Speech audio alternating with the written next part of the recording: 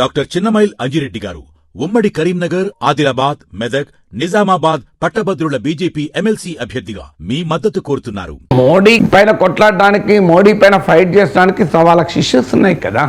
ఇదేమి there is no depth of issues. ఇప్పుడు ఈ ఇష్యూనే ఉండి మోడీ అంత బలహీనుడు అని అనాల్సిన అవసరం లేదు. ఇప్పుడు హౌడీ మోడీ ఈవెంట్ జరిపారు, కెంచో ట్రంప్ ఈవెంట్ జరిపారు. This are all part of history కదా. ఈవెన్ ట్రంప్ ఎన్నికల ప్రచారంలో కూడా మోడీ మాట్లాడిన వీడియోలను కూడా ఇంక్లూడ్ చేశారు. అందువల్ల ట్రంప్ మోడీకి ఈజ్ మై బెస్ట్ ఫ్రెండ్ అని కూడా పేర్కొన్నారు.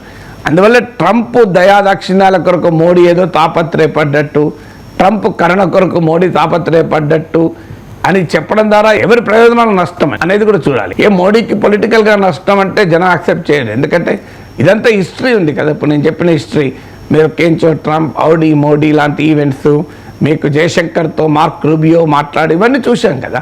అందువల్ల సబ్స్టాన్షియల్ పొజిషన్స్ పైన మోడీ ప్రభుత్వాన్ని ప్రశ్నించాలి తప్ప సింబాలిక్ అంశాలపైన ప్రశ్నించడంలో ఉపయోగం లేదు.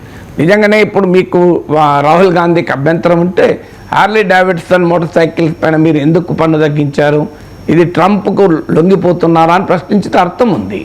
లేదు మీరు టెస్లా మీకు ఇలాన్ మస్క్ను సంతృప్తిపరచడానికి మీరు ఇంపోర్ట్ డ్యూటీ తగ్గించారా అంటే అర్థం ఉంది. They are substantial issues. వాటిపైన you can have a policy position. తగ్గించాలి, తగ్గించకూడదు, అమెరికాతో ట్రేడ్ ఈ డీల్ కుదుర్చుకోవాలి, కుదుర్చుకోకూడదు, అమెరికాతో రాజీ పడాలి, పడకూడదు, ఇలాంటి అంశాల్లో నీకు you can have a position. అది అప్రిషియబుల్ పొజిషన్. అది రైట్ ఆ రాంగ్ తర్వాత సంగతి. ఒక పొలిటికల్ పొజిషన్ తీసుకోవచ్చు, తప్పలేదు.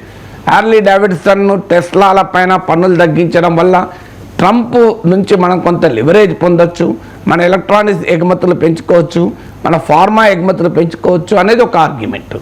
లేదు ఇలా ట్రంప్తో రాజీ పడడం కరెక్ట్ కాదని ఇంకో ఒపీనియన్. ఈ రెండు ఒపీనియన్లు వ్యక్తం చేయొచ్చు, తప్పలేదు.